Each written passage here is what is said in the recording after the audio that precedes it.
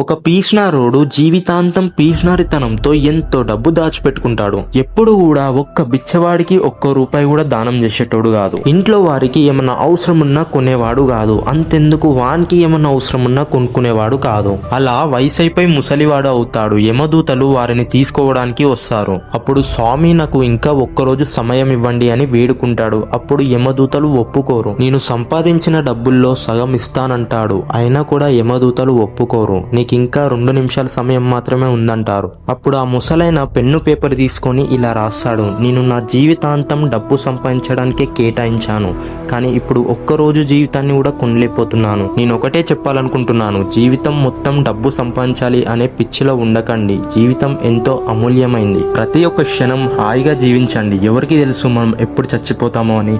ఇది ఒక స్టోరీయే కాదు, చాలా మంది జీవిత వాస్తవం. జీవితంలో చాలా డబ్బులు సంపాదించండి, కానీ ఎంజాయ్ కూడా చేయండి.